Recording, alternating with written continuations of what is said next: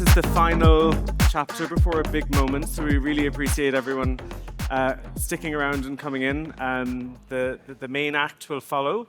I'm Sean from CW8. I was on earlier. I would love to introduce my panel. This is probably the most current topic and theme of today, and it really intersects with what are big enterprise doing, what are academic and researchers are doing, and what are people actually doing about it, okay? So I'm going to ask my panel very kindly to introduce yourselves nice and loud and clear. Daniel. Fantastic, so I start. Very nice to meet you. So I'm Daniel.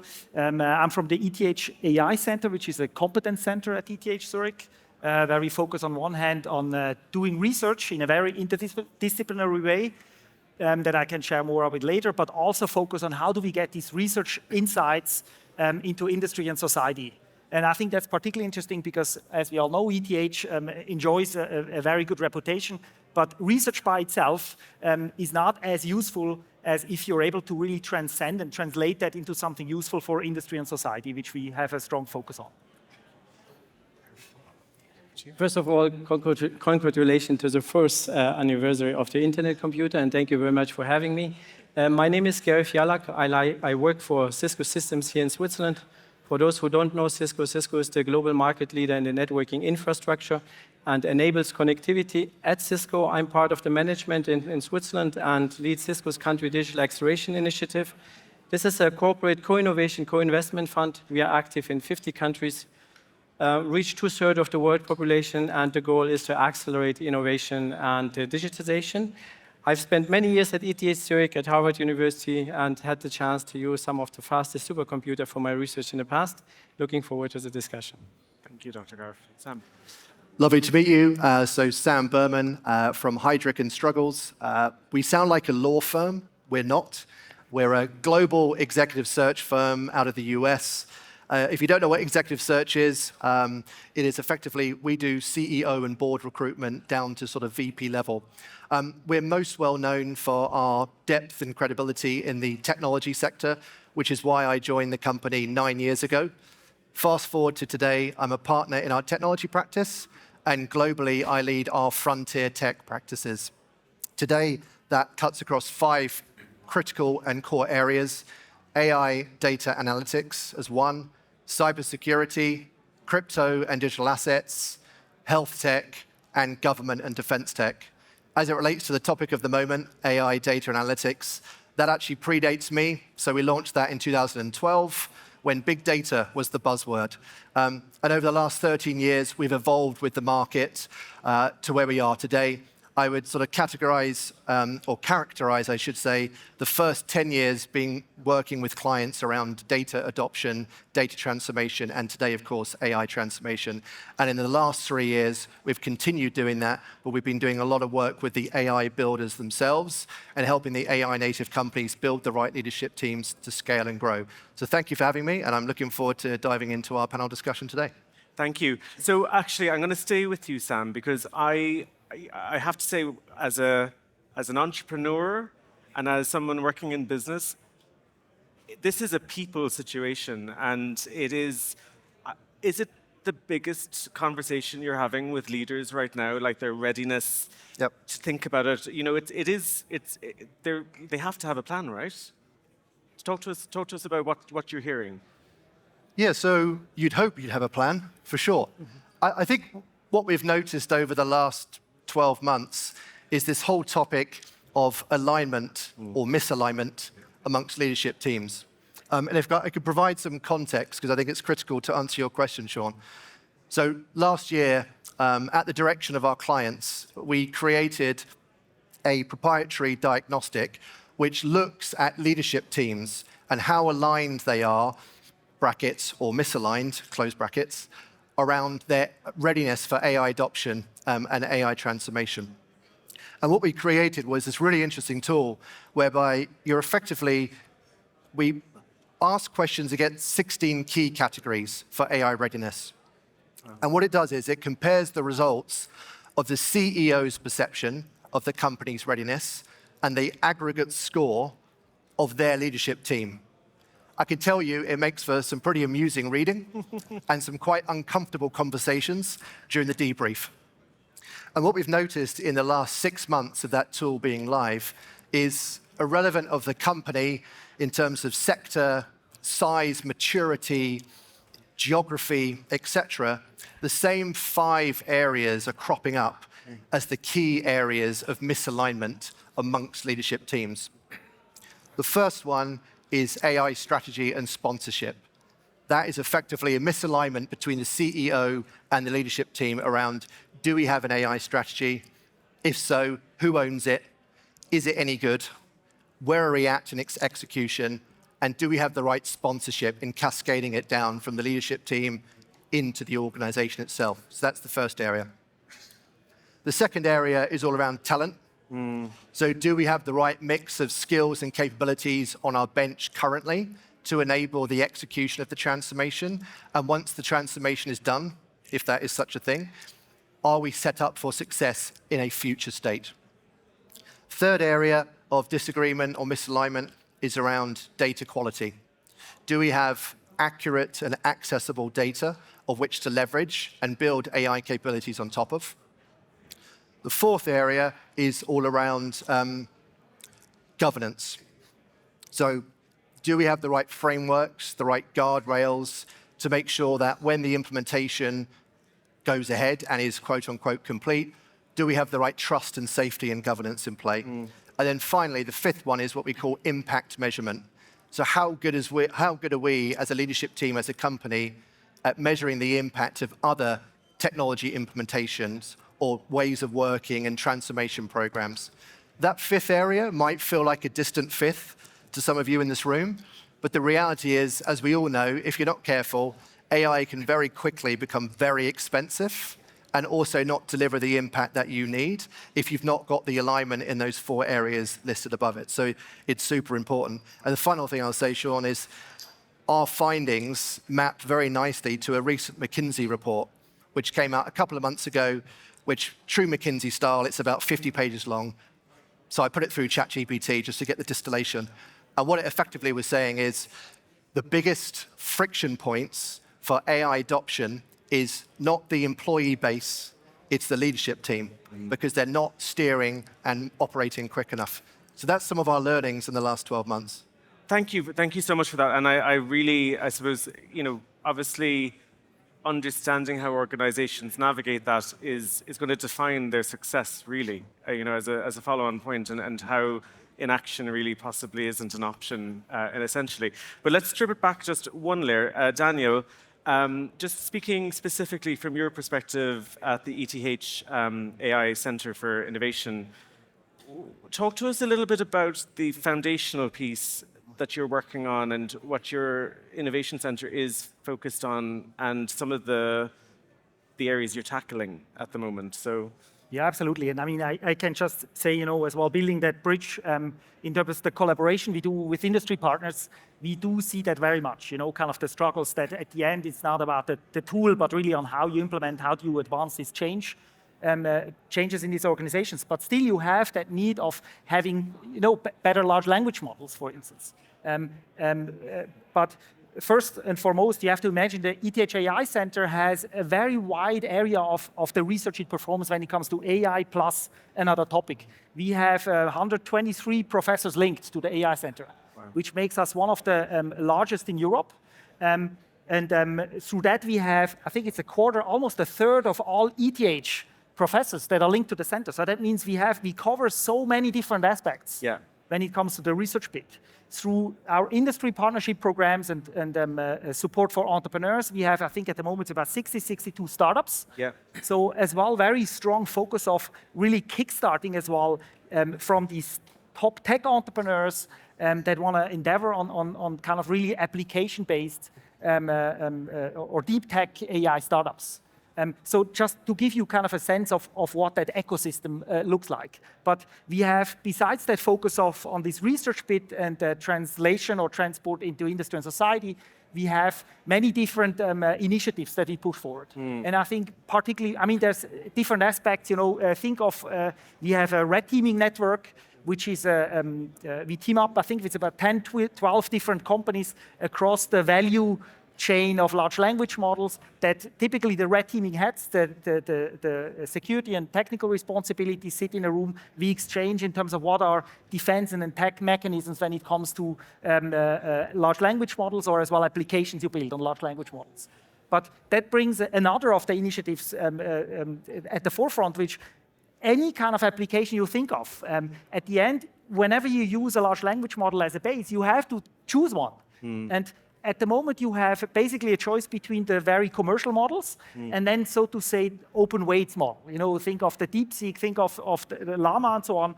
But you have with all of these the same problem that A, you're fully dependent on the commercial terms, and with neither of the models you have full transparency to understand what are the security risks, what are what's the training data behind, and so that means an initiative that we started and now is kind of packaged under what we call the Swiss National AI Institute, is an initiative that focuses on building a Swiss-made large language model. We assume in the next month or so, we will have the first version of that as well available. There is a strong focus on, and it will be the first model that includes the most diverse languages. I think it's over 70 different research labs that are involved. So besides ETH Zurich and EPFL Lausanne, we have many of the other Swiss universities and can use, and maybe this is something that not everyone is aware of, we have in Lugano, through the Swiss National Supercomputing Center, the 7th largest supercomputing power available globally. And we can use that for research, but also for building these large language models for the advancement and use for industry and society. Amazing. So collaboration is key, just following on from Sam's point. Dr. Garif Yalak, and I'm going to call you Garif after that. Sure. Okay. Garif, please share with us a little bit more about, we've touched on some of the parameters that Sam highlighted in the study, and again, Daniel has touched on as well from an academic perspective. But talk to us about, I suppose, the scalability, resilience, security, and what's keeping Cisco awake at night at the moment? What problems are you solving? First, I think it's important to look into Cisco's history, where Cisco is coming from initially. We have been founded exactly 40 years ago, and ever since we have been contributing to power the internet as market leader in the networking infrastructure. I would say the internet as we know it today would have not been possible without Cisco's 4 decades contribution. And I know this sounds like a ridiculous claim, but as we speak, more than 85% of the global internet traffic is running through Cisco infrastructure. And the success, why have been so successful in the past, is one thing, our commitment to deliver state-of-the-art, open, transparent, reliable, and secure solution. This is a commitment that we are continuing. We are honoring our commitment to enable our customer to build an AI stack that they can fully own, fully run on their side. And one example, we've recently introduced our so-called Cisco AI pods. This is a box that includes the entire AI stack that you can install on-prem. You own it, you run it, all the governance is on your side, it's scalable, it's possible to do it with a one-man show. It's also possible to scale it to a multinational organization to implement very concrete reference cases, AI cases that are relevant for your institutions and for your vertical. Wow. And I think this has been Cisco's success, and we're looking forward to enable our customer to be ready for the second phase of the internet. Fantastic. And specifically, can you just shed a little bit of light on the types of public and private projects and initiatives that you're focused on in fulfilling that mission? What could you share some of those? So we are working in the entire domain, from cybersecurity, in healthcare, in energy, in upskilling with institutions such as ETH, EPFL. There are many aspects in the projects that we implement. I can share a few examples in healthcare, for example.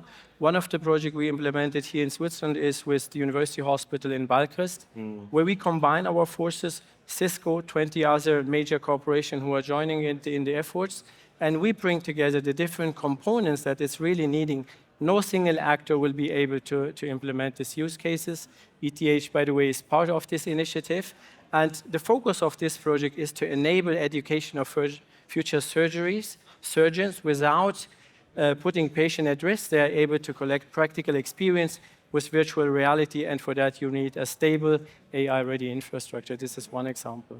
Thank you, Garif. So, Sam, with leaders, all right, let's think about it. It's almost like a therapy session. It must be. Where's their head at? What's the situation with terms of the leadership attitudes towards this? Like, you know, I'm sure you meet almost evangelists who are like all in on the tech, and then you meet others who are fearful. Where is it at the moment? What would you say? How would you describe it based on your research? I think there's a healthy balance of optimism and pessimism. I'll certainly sit here and say I'm very much an optimist and hope that I don't get replaced. Otherwise, my children won't be very happy with me being at home all the time. I think in the context of what we're seeing, if I could maybe give you a different angle, is a lot of not just our clients, but organizations that we spend time with are treating this sort of topic of AI adoption and transformation purely in the lens of it's a technology program. And we think that's a limiting factor because ultimately, if you treat it as purely a technology program, you're going to put the majority of the onus of responsibility for delivery and impact at the door of a CTO or a CIO. And that's going to have limiting impact across the enterprise because, again, in our view, we see AI as very much a team sport. Okay. Where you used the word collaboration earlier on. The leadership team of any organization, as long as you're not an AI native company, you need to look around the table and see what can everyone bring to the party in the context of driving AI adoption and transformation. Now, the CTO, CIO is going to have a pretty important role. However, if we go around the table, I'll pick a couple of them. You know, the chief people officer or your HR director, hugely important role because this technology that Garif's working on, for example, that is going to have significant implications across people, talent, teams, organization, culture. That's at the heartland of the people officer. You take the general counsel and chief legal officers of your respective organizations. They've got to be hot on compliance and making sure that if you work in a regulated industry, any AI technology you're using has the suitable compliance to sort of move forward with. And then you pick a final one, the chief financial officer.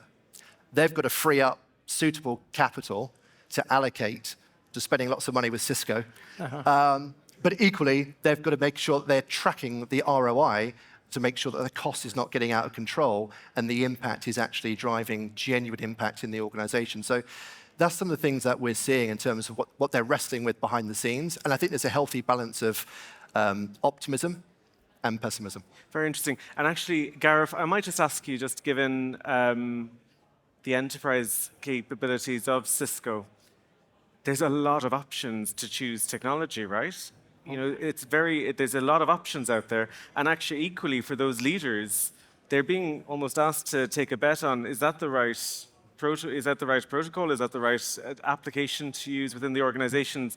How would you view, just from a technology perspective, and this is a slightly different conversation, but just following on what Sam said, how would you see how organizations should think about the range of options they should be considering?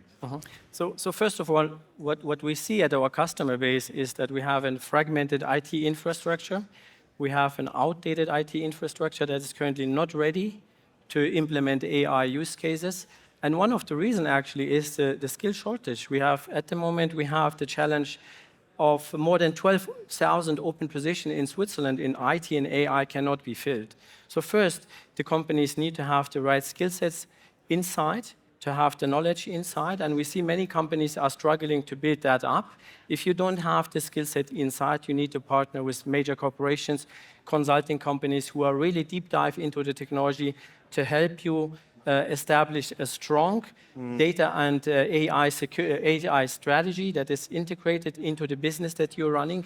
This is mostly missing because most of the management teams that I'm talking to look at AI as a technology project, which should not be the case. It should be a strategic project at the top level of the management, and then you can come up with the right solutions once you have the knowledge inside the companies. Gosh, I might just bring Sam back in there very, very quickly on your view of how it should be tackled within the organization.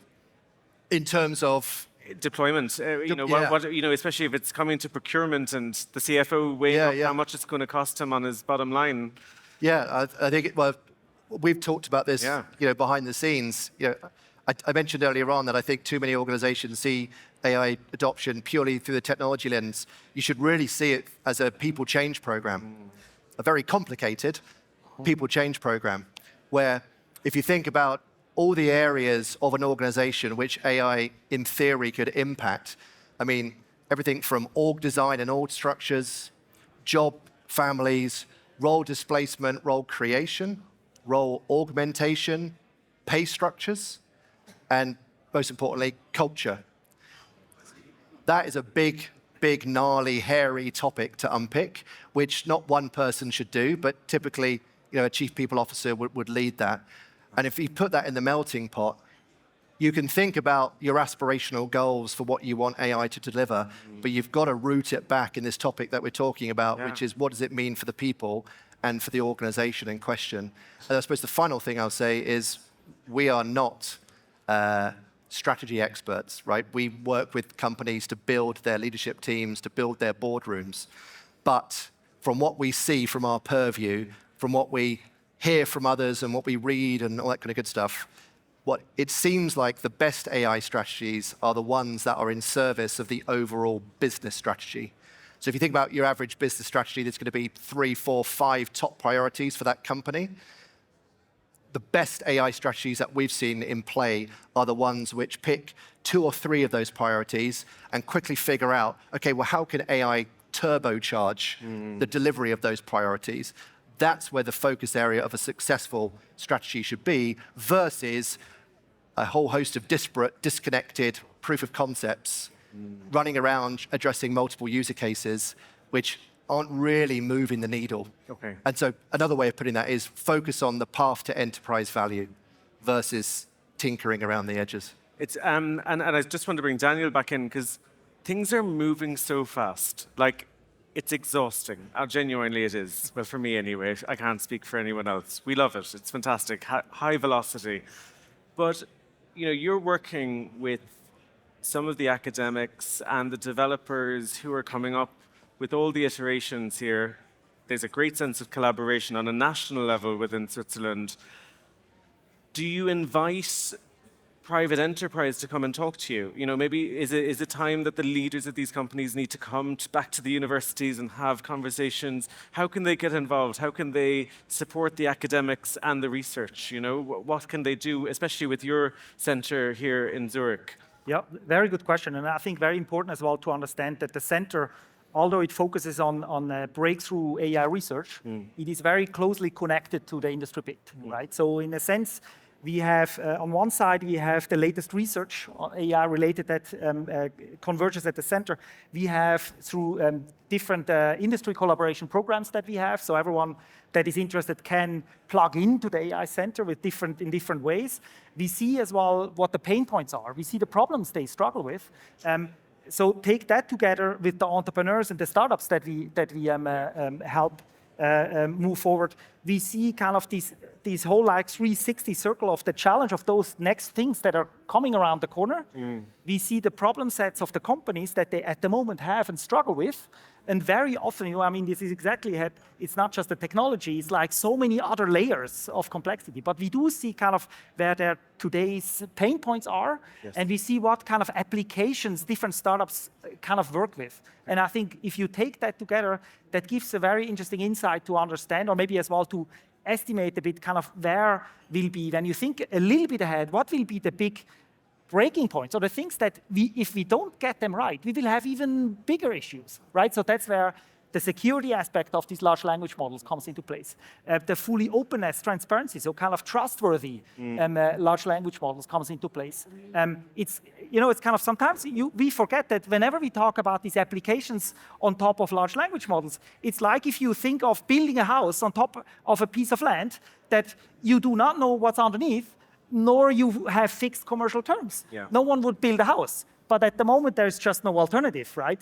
And I think that just shows how early we are in that process, but also how important it will be to have something that you can more reliably build and use as a foundation to then build these applications on top.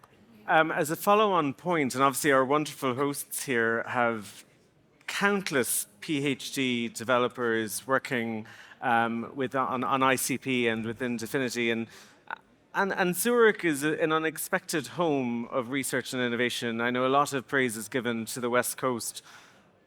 It sounds like you guys in Switzerland have really got it together in terms of how you work together and collaborate. Do you think that Europe has an opportunity here to actually be a center of greatness, let's say, in this new chapter of the world? I know this is we didn't discuss this, but I just wanted to put you on the spot slightly. No, definitely. I think the answer is quite simple. Yes. Yeah. Because Europe as a broad, there's more complexities within Europe and more fragmented. But if you just look at Switzerland, for instance, we have some of the top-notch researcher in AI as well. We have this top infrastructure with the Swiss National Supercomputing Center, ALPS, the supercomputer in Lugano.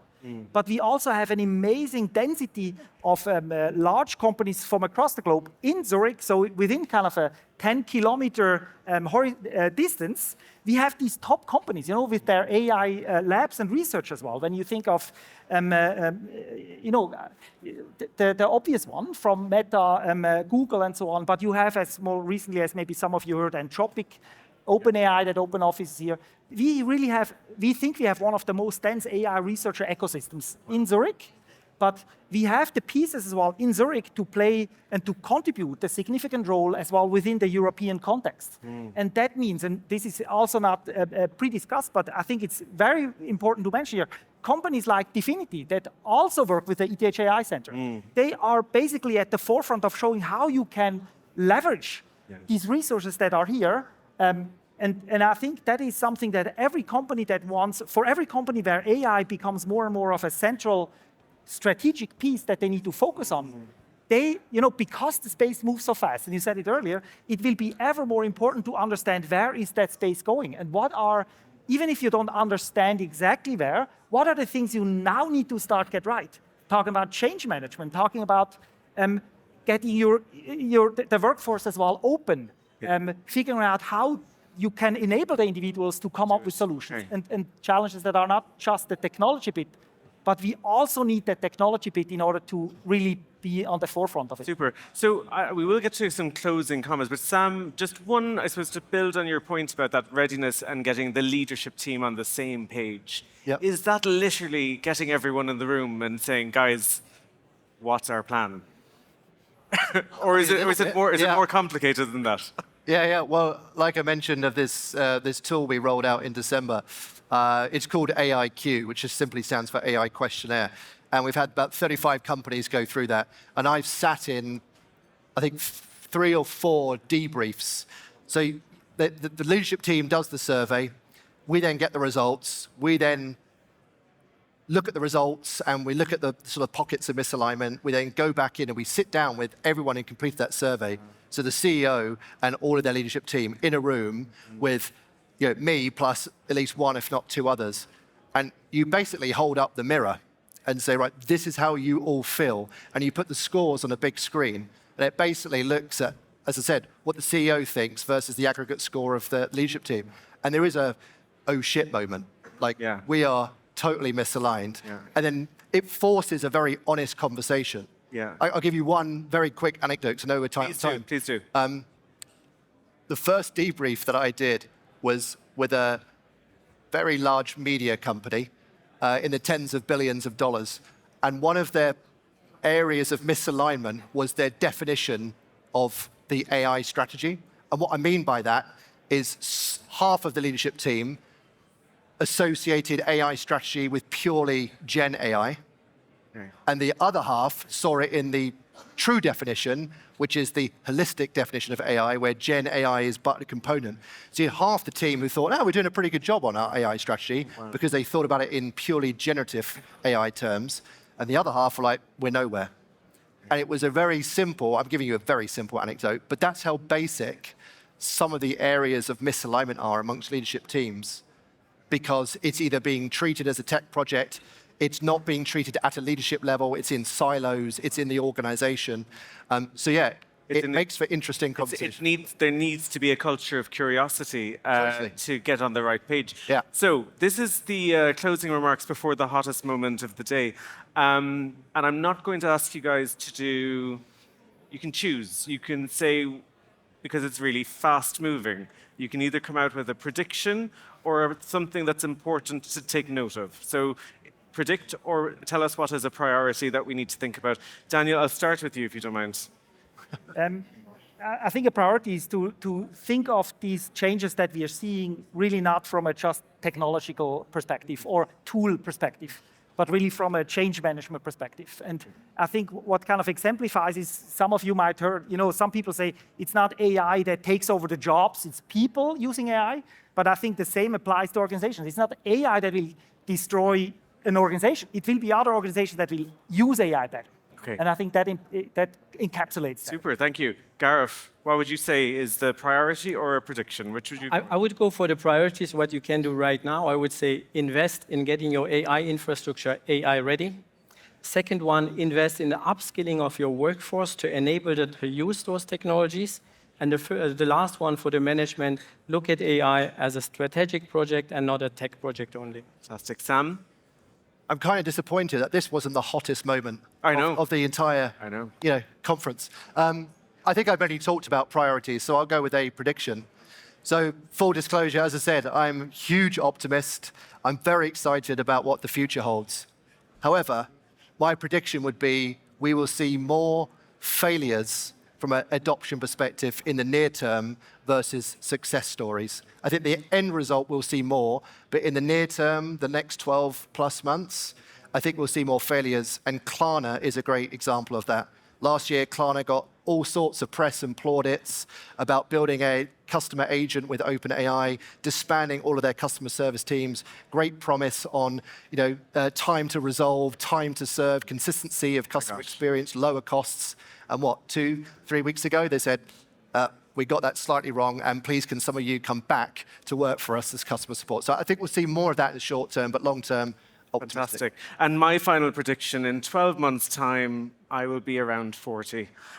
Gentlemen, thank you very, very much for your time. Thank you so much. Thank you, everyone. Thank you.